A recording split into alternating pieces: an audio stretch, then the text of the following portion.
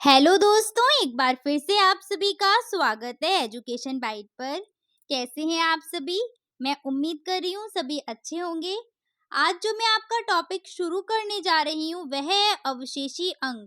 अवशेषी अंग की अगर बात करें तो मैंने आपको लेमार्कवाद पढ़ाया था, वहां पर अवशेषी अंग के बारे में बताया था कि लेमार्क ने कहा है कि जीव जंतु जिस अंग का ज्यादा उपयोग करते हैं वह अंग तो ज्यादा विकसित हो जाता है, और जिस अंग का उपयोग बहुत कम करते हैं वह अंग धीरे धीरे धीरे धीरे क्या होता है, लुप्त हो जाता है। और उस अंग के कुछ ना कुछ अवशेष रह जाते हैं हमारे शरीर में, वही कहलाते हैं अवशेषी अंग। वे जो अंग लुप्त हुए वे अंग हमारे पूर्वजों में तो थे, पूर्वज उनका उपयोग करते होंगे कहीं ना कहीं किसी टाइम पर, धीरे धीरे उन्होंने उपयोग करना कम कर दिया और इस कारण वो अंग क्या हो गए, लुप्त हो गए, और उनके अवशेष हमारे शरीर में रह गए हैं। जैसे अगर मैं आपको एग्जाम्पल दूं तो आप बहुत अच्छे से समझ जाएंगे। अक्कल दाढ़ के बारे में, विजडम टूथ के बारे में सबने सुना होगा, निकलती भी है बहुत से बच्चों के, बोलते हैं ना 17 साल के बाद निकल आती है अक्कल दाढ़। कुछ बच्चों के अभी तक नहीं निकली होगी, आप में से बहुत से ऐसे लोग होंगे जिनके अभी तक नहीं निकली होगी। तो ये जो अक्कल दाढ़ है इसका क्या हुआ, जैसे अनुकूलन करते गए हम, तो अनुकूलन के साथ साथ इसका प्रयोग बहुत कम हो गया। इसका कोई उपयोग ही नहीं रहा, कोई महत्व ही नहीं रहा। जब इसका कोई उपयोग नहीं रहा तो धीरे धीरे ये क्या हो गई, निकलना बंद हो गई। कुछ मनुष्यों में तो अभी भी निकलती है, बाकी कुछ में नहीं निकली होगी। बहुत से ऐसे होंगे जिनमें नहीं निकली होगी। ऐसे ही पूंछ के बारे में, पहले पूंछ हुआ करती थी हमारे पूर्वजों में, अब देखिए पूंछ बिल्कुल ही विलुप्त हो गई है, पूंछ नहीं निकलती है। लेकिन एक अवशेष बचा हुआ है पूंछ का, एक आपकी जो है कशेरुकी बची हुई है, जहां पर आपको कशेरुक दंड जो है आपका, स्पाइनल कॉर्ड जब वो एंड होती है वहां पर आपको एक देखने को मिलेगा। इसका जब मैं आपको डायग्राम दिखाऊंगी वहां आपको समझ में आ जाएगा। ठीक है, ऐसे निमेशिक पटल हो गई, बहुत सी चीजें हैं। तो इन अंगों के अवशेष बचे हुए हैं, वही है हमारे अवशेषी अंग। जीव जंतुओं या प्राणियों के शरीर में कुछ अंग ऐसे पाए जाते हैं जो शरीर के लिए अनावश्यक हैं, जिनका कोई उपयोग नहीं है, कोई विशेष काम नहीं है। यही अंग कहलाते हैं अवशेषी अंग। ये अंग क्या थे? ये अंग शरीर में इनकी उपस्थिति ये बात बताती है या ये बात प्रमाणित करती है, हमारे शरीर में जो ये उपस्थिति या कुछ ऐसी चीजें बची हुई हैं वो ये बताती हैं कि ये अंग कभी ना कभी हमारे या हमारे पूर्वजों में ये विद्यमान थे और हमारे पूर्वज उन अंगों का उपयोग भी करते थे। ठीक है, मनुष्य में कौन कौन से अवशेषी अंग हैं? तो सबसे पहला मनुष्य का अवशेषी अंग है क्या, पूंछ। पूंछ पहला अवशेषी अंग है। मनुष्य में पूंछ नहीं पाई जाती है, परंतु इनके पूर्वजों में पूंछ पाई जाती थी। पूंछ न होने के कारण भी जहाँ कशेरुक दंड खत्म होता है वहां पर एक अर्ध विकसित कशेरुकाएं पाई जाती हैं। अब पूंछ तो नहीं पाई जाती, लेकिन जहां पर हमारा कशेरुक दंड खत्म होता है वहीं पर क्या है, एक अर्ध विकसित कशेरुका पाई जाती है, जिसको हम बोलते हैं कॉक्सिक्स। ठीक है, क्या बोलते हैं, कॉक्सिक्स। सारी कशेरुकाएं, जो पुच्छ कशेरुकाएं थी वो खत्म हो गई और उन्होंने एक साथ मिलकर के, एक साथ जुड़ करके क्या बना दिया, एक कॉक्सिक्स। तो ये अभी भी पाया जाता है, ये प्रमाणित करता है कि पहले क्या हुआ करती थी, हमारे पूर्वजों में पूंछ हुआ करती थी। अगला आते हैं, अगला अवशेषी अंग कौन सा है, अक्ल दाढ़ यानी कि विजडम टूथ। तो ये क्या है, ये मनुष्य में जो मोलर पाए जाते हैं ना, premolar, molar, incisor, canine, molar, premolar, ये सारे सुने होंगे ना आप लोगों ने, जो दांत हैं उन्हीं के प्रकार हैं। तो जो मोलर पाए जाते हैं उसी में थर्ड जो मोलर है उसी को बोलते हैं अक्लदाड़। ये जो थर्ड मोलर है ये क्रियाशील नहीं है अब, परंतु अन्य जो प्राइमेट्स स्तनियां हैं उनमें सामान्य। प्राइमेट्स क्या होते हैं, जो मनुष्य के समान ही जो जीव होंगे, जैसे बंदर वगैरह हो गए ये सभी, तो इनमें ये सामान्य है। और ये अक्ल दाढ़ जो है वो 17 वर्ष के बाद निकलना शुरू हो जाती है, लेकिन जरूरी नहीं है कि सभी मनुष्यों में अक्ल दाढ़ निकली हो। ठीक है, सभी मनुष्यों में अक्ल दाढ़ निकली हो ऐसा जरूरी नहीं है, क्योंकि है क्या कि अनुकूलन के कारण इस अंग का जो है उपयोग, मतलब मनुष्य के लिए इसका कोई यूज नहीं रह गया है, इसलिए ये निकलना बंद हो गई है। कुछ में निकलती होगी और कुछ में अभी भी नहीं निकल रही है। ठीक है, अगला क्या है, अच्छा इसका भी मैं आपको चित्र दिखा दूं कुछ इस तरीके से। ये रही अक्लदाड़, ये लास्ट में जो आपको थर्ड दिख रहा है ना, ये थर्ड वाला जो मोलर है यही होती है। कुछ में तो विकसित हो जाती है ये, कुछ में नहीं होती है। ठीक है, एक ऊपर वाला और एक नीचे वाला। चलो आगे बढ़ते हैं, अगला क्या है आपका अवशेषी अंग।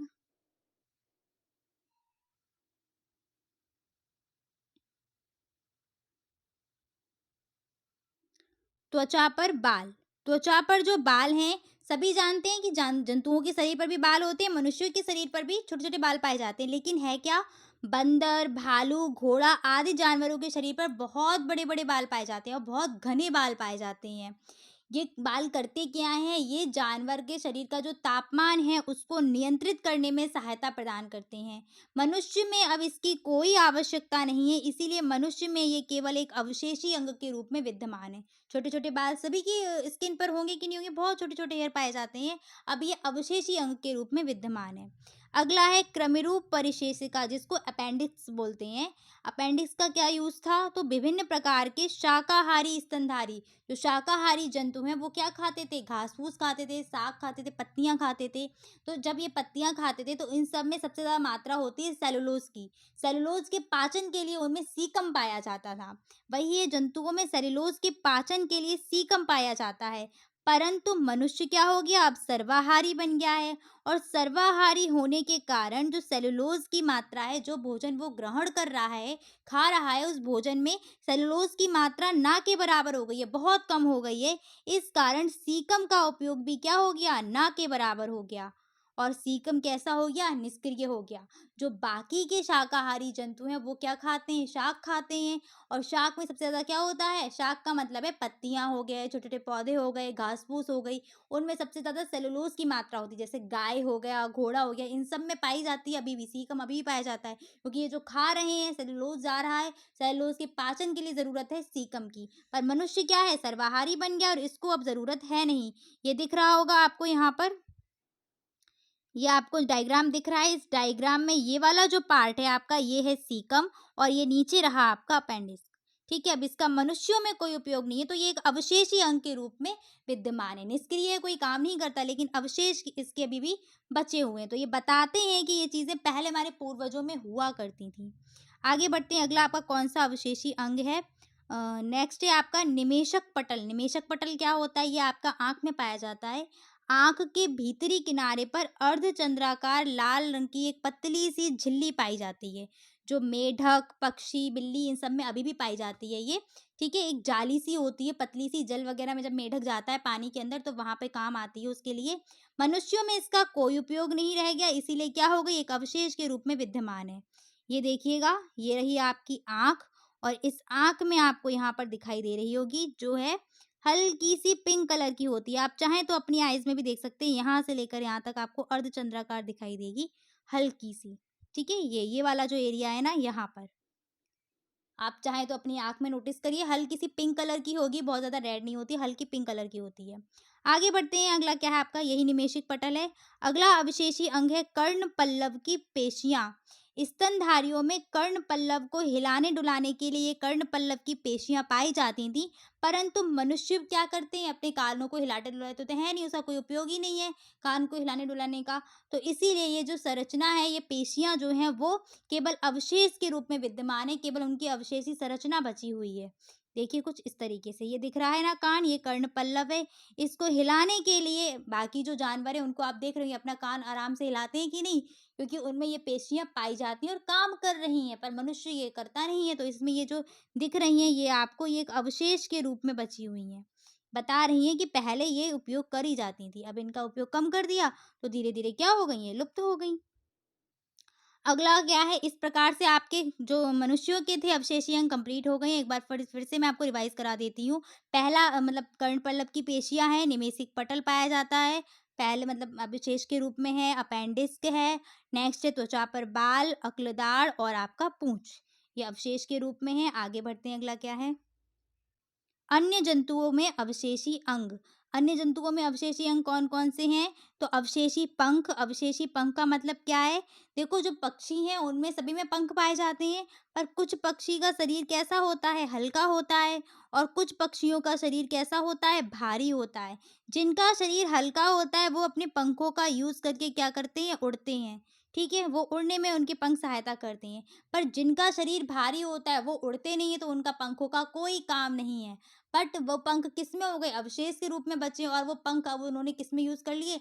दौड़ने में, ठीक है? तो वो उड़ने में अब सहायता नहीं कर रहे उनकी। जैसे शुतुरमुर्ग को देख लीजिएगा, कीवी को देख लीजिएगा, ये इसमें आ जाएँगे। इनके जो पंख हैं वो अवशेषी अंग में आ जाए, अवशेषी पंख में। व्हेल के पश्चपाद, व्हेल जो है उसके जो पश्चपाद हैं वो भी अवशेषी अंग के ही एग्ज़ाम्पल है, उसका अब कोई यूज़ नहीं है। घोड़े के पैरों में स्प्लिंट अस्थियाँ, ये क्या होती हैं? तो घोड़े के जो अग्रपाद था उसमें 4 उँगलियाँ पाई जाती थी, उँगलियाँ, 4 उँगलियाँ, और पश्चपाद में 3 उँगलियाँ पाई जाती थी। बाकायदा उँगली थे, उसमें नेल्स हुआ करते थे।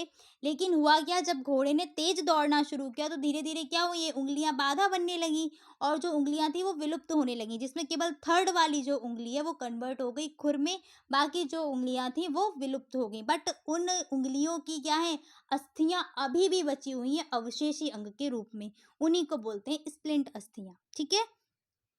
यानी कि अंग का काम नहीं किया, उपयोग नहीं किया, तो वह अंग लुप्त तो हो गया, बट उसका कुछ ना कुछ अवशेष हमारे शरीर में बचा हुआ है, जो ये प्रमाणित करता है कि हमारे पूर्वज में ये यहाँ पर था। जैसे पूंछ का एग्जाम्पल आप याद रखो, जैसे भी जो भी याद रहे। अवशेषीय अंग कंप्लीट हुआ यहाँ पर। अगला आपका टॉपिक है समजातता और समरूपता। यहाँ से आपसे ये पूछा जाता है कि समजात अंग और समरूप अंग कौन कौन से हैं। तो समजात अंग कौन से हैं उसको देख लीजिएगा। जीवों के शरीर के वे अंग जो उत्पत्ति व रचना में तो समान होते हैं, लेकिन कार्य में अलग अलग होते हैं। काम ये अलग अलग करेंगे, उत्पत्ति और रचना में समान हैं। जैसे कि एग्जाम्पल से आप समझ लो, मनुष्य का हाथ और कुत्ते का हाथ। पहले तो मनुष्य अपने हाथों का यूज चलने में करता था, लेकिन अब क्या है, दो पैरों से चलता है, तो आगे के जो दो हैं वो क्या हो गए, उसके हाथ हो गए। लेकिन अगर जंतुओं से कंपैरिजन करें तो कुत्ते के आगे के जो है ना वो क्या है, चलने में सहायता कर रहे हैं, और मनुष्यों के जो आगे के दो हैं वो हाथ बन गए, और हाथ से जो काम करने किए जाते हैं वो करें नहीं, काम अलग अलग हो गए। लेकिन उन दोनों चीजों की रचना जो थी वो समान है, मनुष्य के हाथों की भी और कुत्ते के अग्रपादों की भी। सेम ऐसे ही कशेरुकी जंतुओं में आगे के जो पैर हैं उनकी संरचना और मछलियों के जो पंख हैं उनकी संरचना समान है, बट काम अलग अलग हैं। ऐसे ही आप यहाँ और कर सकते हैं एग्जाम्पल, मनुष्य के हाथ और गाय के पैर, गाय के जो अग्रपाद हो गए आगे वाले पैर, वो भी इसी में आ जाएंगे कि जिनकी उत्पत्ति तो समान है बट कार्य अलग अलग होते हैं। इसको मैं शॉर्ट में यहाँ पर लिख दूं जिससे आपको ध्यान रहेगा। उत्पत्ति और रचना दोनों ही क्या हैं, समान होती हैं, और कार्य जो है वो कैसा होता है, अलग अलग। उत्पत्ति रचना समान, कार्य अलग अलग। तो कौन से अंग हैं ये, समजात अंग कहलाते हैं। समजात अंग की समानता के कारण ही समजातता कहलाती है। ठीक है, समजात अंग की जो समानता होती है उसी को हम बोलते हैं समजातता। नेक्स्ट है आपका समरूप अंग।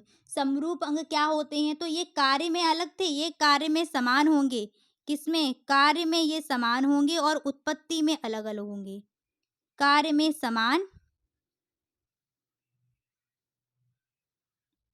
उत्पत्ति में अलग अलग।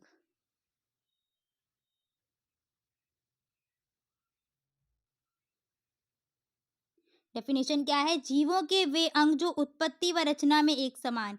यहाँ करेक्ट कर लो, ठीक है, यहाँ पे सही करो। जो उत्पत्ति में कैसे होते हैं, उत्पत्ति में तो अलग अलग होते हैं और रचना में समान होते हैं। यहाँ मिस्टेक से मैंने गलती किया, जब आपको नोट्स प्रोवाइड कराऊंगी तो मैं इसमें करेक्शन कर दूंगी, ठीक है। उत्पत्ति में अलग अलग, और उत्पत्ति में कैसे हैं, यहाँ पर करेक्शन करूँ मैं। उत्पत्ति में होते हैं अलग अलग, कार्य और रचना में एक समान पाए जाते हैं। कार्य में समान होते हैं, इसको करेक्ट करके जो भी नोट्स बना रहे हैं वो लोग इसको करेक्ट कर लेना। उत्पत्ति और रचना में अलग अलग, कार्य में एक समान होंगे, वह कहलाते हैं समरूप अंग।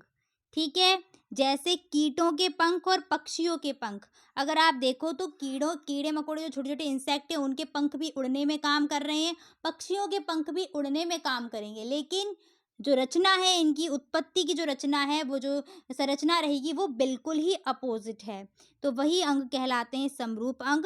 समरूप अंग की समानता ही कहलाती है समरूपता।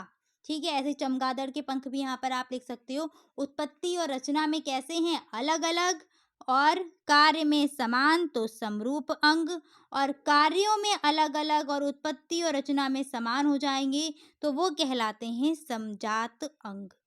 ठीक है, चलिए तो फिर आज हम इतना ही रखते हैं। नेक्स्ट टॉपिक जो आपका रहेगा पारिस्थितिकी तंत्र, उसको हम नेक्स्ट क्लास में पढ़ेंगे। ठीक है, चलिए, क्लास कैसी लगती है ज़रूर कमेंट करके बता दिया करिएगा, और मिलेंगे फिर आपका अगली क्लास में। इंग्लिश के लिए परेशान नहीं होइए, थोड़ा मुझे टाइम अभी नहीं मिल पा रहा है। जल्दी ही आपकी कल या परसों में इंग्लिश की क्लास जो रहेगी वो मैं शुरू कर दूंगी। ठीक है, जो पारिस्थितिकी है आपका वो मैं कल शुरू कर दूंगी। चलिए, thanks for watching and please like share and subscribe my channel. Bye bye, take care.